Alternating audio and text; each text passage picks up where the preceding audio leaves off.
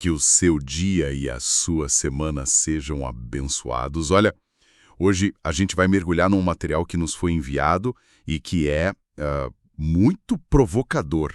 É o capítulo 9 do livro O Reino de Ponta Cabeça, do Donald B. Kraybill. E o título já entrega o desafio: Inimigos Adoráveis. A nossa missão aqui vai ser desvendar uma ideia que, segundo a análise, é central nesse capítulo. Um tipo de amor chamado ágape, que parece virar de cabeça para baixo tudo que a gente pensa sobre justiça, família e, claro, inimizade. Exato. E o ponto de partida que o texto estabelece é fundamental. Ágape não é um sentimento, sabe? Aquela coisa quentinha que a gente sente por um amigo, não. É uma decisão, é uma ação, é um amor incondicional, totalmente altruísta, que se mostra justo por quem não é considerado amável. Amar o inimigo, o diferente, o excluído. Essa é a base do tal reino de ponta cabeça que o livro explora. Certo. Ok, vamos entrar nisso então. A análise começa com uma parábola que todo mundo conhece, a do filho pródigo. Mas a abordagem aqui é outra. O autor renomeia a história para o pai insensato. Essa mudança de foco, do filho para o pai, o que ela revela de tão diferente? Olha, ela revela tudo, porque o drama sai do arrependimento do filho e vai para a atitude incompreensível do pai. A palavra insensato é a chave, porque o que ele faz quebra todas as normas sociais e religiosas da cultura judaica da época. Ele parece um tolo para a comunidade dele. O texto deixa isso muito claro. Quando o filho mais novo pede a herança, ele está basicamente dizendo para o pai: para mim, você já morreu. Nossa, é uma humilhação pública, um desrespeito sem tamanho. A reação que se esperava seria, sei lá, deserdar o filho, expulsar. Exatamente. E a humilhação só piora. O filho vai para longe, gasta tudo e acaba cuidando de porcos. Pra gente hoje, isso pode parecer só um trabalho ruim, mas no contexto da época era o fundo do poço. Porcos não eram só impuros, eles eram vistos como morada de demônios. Um judeu chegar a ponto de querer comer a lavagem dos porcos era degradação máxima. A vergonha para o pai na aldeia seria imensa, invalidaria a autoridade dele. E a comunidade esperaria que ele repudiasse o filho para salvar a própria honra. Mas ele não faz isso. E é quando o filho volta que essa insensatez do pai explode. A análise fala em 8 tapetes vermelhos que ele estende. É um exagero de graça que desafia a lógica. E cada um desses atos é mais chocante que o outro. O primeiro é que, ao ver o filho de longe, o pai corre na direção dele. Espera aí. Um ancião, um patriarca, correndo em público, isso devia ser um escândalo, não? Era visto como uma perda total de dignidade. Total. A humilhação do pai começa ali antes mesmo de encostar no filho. Ele está abrindo mão da própria honra na frente de todo mundo. E aí vem o segundo ato, ele abraça o filho. Um filho que estava imundo, fedendo a porco, é a imagem da impureza. Ele não espera o filho se limpar, se explicar nada.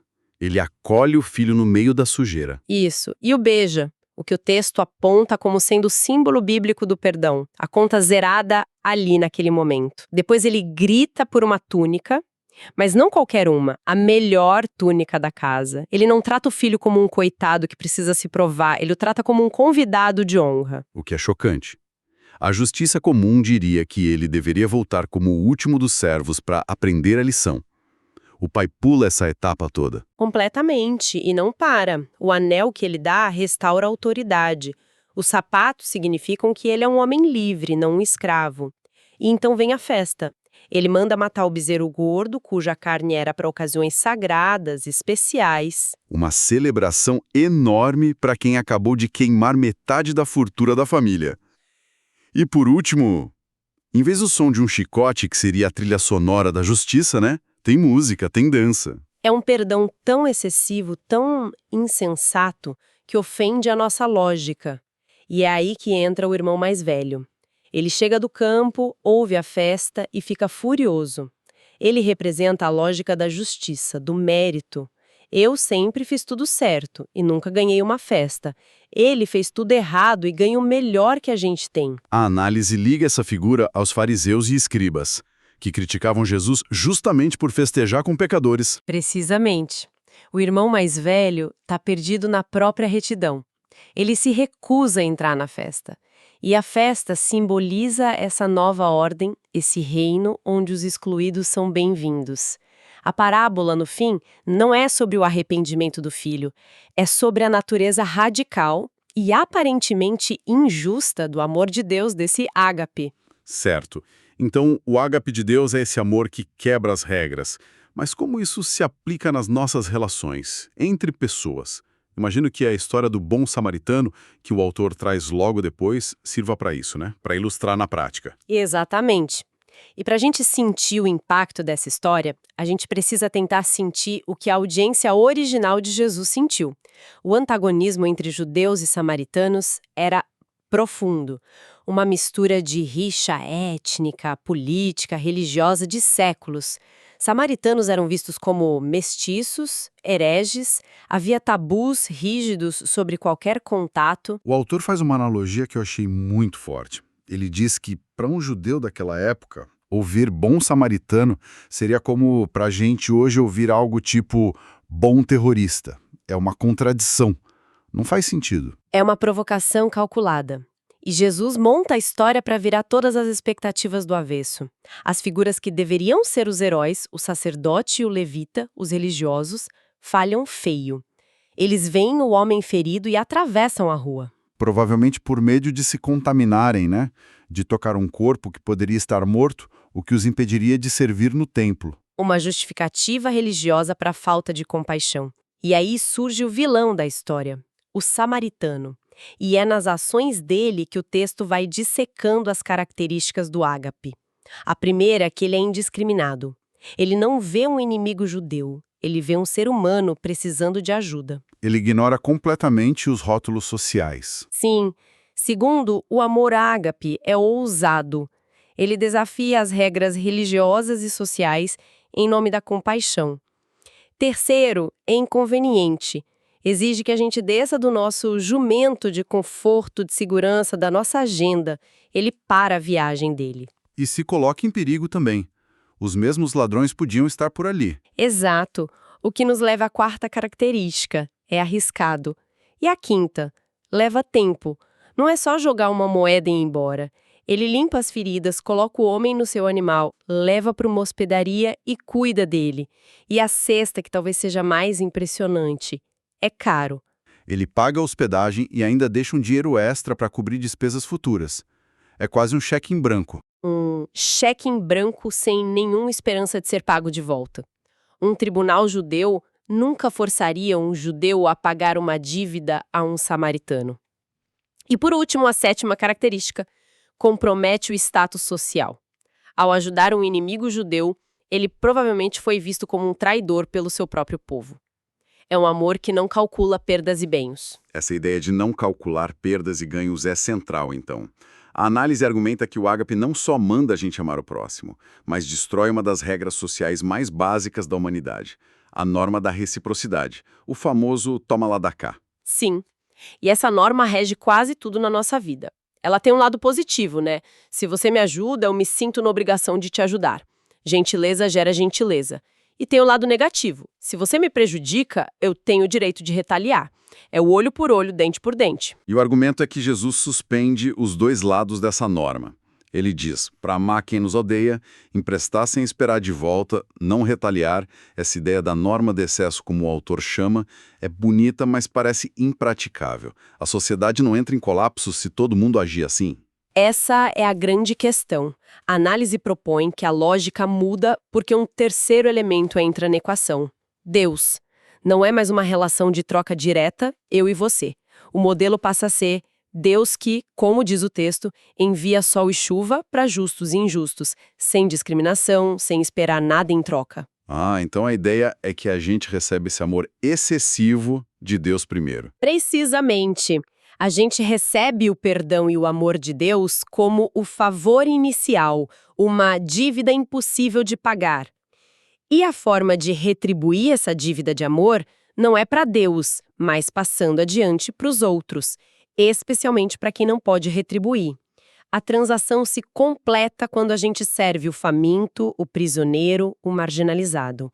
O texto até cita aquela passagem: "O que vocês fizeram a algum dos meus menores irmãos, a mim o fizeram." Entendi. Não é um ciclo de obrigação mútua, mas um ciclo de generosidade que se expande. O favor não é devolvido, ele é repassado. Exatamente. Quebra a lógica do "eu só dou se eu receber." Você dá porque já recebeu o dom maior. Certo. Se o amor ágape quebra a regra do toma lá, dá cá, então ele precisa funcionar justamente onde essa regra é mais forte. Na vingança, no olho por olho. Imagino que o autor explore essa questão da violência e do amor aos inimigos, que é o ponto mais radical de todos. Sem dúvida. E aqui a análise traz uma interpretação da famosa instrução de oferecer a outra face, que é surpreendente. Para entender, precisa saber o contexto. Um tapa com as costas da mão na bochecha direita não era um soco de briga. Era um gesto específico de humilhação de um superior contra um inferior. Um senhor e um escravo, um soldado romano e um súdito judeu. Era um insulto para colocar a pessoa no seu lugar. Nossa, nunca tinha pensado nisso. Então, oferecer a outra face não é um ato de submissão, de aceitar a violência. De forma alguma. A ideia aqui é que esse gesto é o oposto da submissão. É um ato de desafio simbólico. Ao virar e oferecer a bochecha esquerda, a pessoa humilhada força o agressor a uma escolha. Ou ele bate com a palma da mão, um gesto entre iguais, quebrando a dinâmica de poder, ou ele usa a mão esquerda, que era considerada impura, vergonhosa. De qualquer jeito, a pessoa agredida rouba do agressor o poder de humilhar. É uma terceira via, então. Não é lutar de volta, nem fugir ou se submeter. É uma forma de resistência criativa, não violenta, que expõe a injustiça do ato. Fascinante. É uma maneira de afirmar a própria dignidade sem usar a violência do opressor. Mas o texto também é muito honesto ao apontar como essa mensagem radical foi, muitas vezes, contornada na história da igreja. Os tais desvios, né? Isso. A análise menciona como a guerra no Antigo Testamento foi usada para justificar a guerra moderna, ignorando o contexto histórico, aponta para as cruzadas, para o nacionalismo que busca a bênção de Deus para causas militares, analisa a teoria da guerra justa que, mesmo com critérios rigorosos, na prática muitas vezes serviu para dar um aval religioso à violência. E também é aquela separação que às vezes se faz, né? De que a gente deve amar os inimigos pessoais, mas que isso não se aplica aos inimigos nacionais na guerra. Mas que, pelo que eu entendi, significa muito mais que isso. Muito mais. Shalom não é só a ausência de guerra. O texto define como bem-estar completo, integrado, é justiça, retidão, cura, harmonia em todas as relações, com Deus, com os outros, com a natureza, consigo mesmo. Não pode haver shalom onde tem opressão ou injustiça. É um conceito ativo de construção da paz. E a análise cita exemplos práticos disso? Sim, menciona iniciativas como as equipes de pacificadores cristãos, que se colocam fisicamente em zonas de conflito para proteger civis de forma não violenta, e também a justiça restaurativa, um modelo que, em vez de focar só em punir o infrator, busca a reconciliação, a reparação do dano e a restauração das relações na comunidade. São tentativas de viver esse shalom. Então, fazendo um balanço de tudo isso, a jornada por este capítulo nos mostra que o amor ágape não é um sentimento passivo. É uma força ativa, subversiva, quase insensata. Desafia nossa lógica de troca, nossa justiça baseada em mérito e redefine quem é nosso próximo e nosso inimigo. É um caminho que parece loucura para o mundo, mas que está no coração da mensagem que o livro analisa. Exatamente. E isso nos deixa com uma reflexão final, uma pergunta que o texto não responde, mas deixa no ar. A análise apresenta questões éticas muito difíceis, sem respostas fáceis. Mas a pergunta provocativa que fica é: e se a nossa crença de que a violência pode, no fim das contas, nos salvar do mal, for, na verdade, o maior mito que nos impede de encontrar a verdadeira paz, o verdadeiro shalom. Um pensamento poderoso para a gente refletir. Em breve teremos um novo encontro para continuar nossa exploração deste mesmo livro. Que Deus abençoe a todos.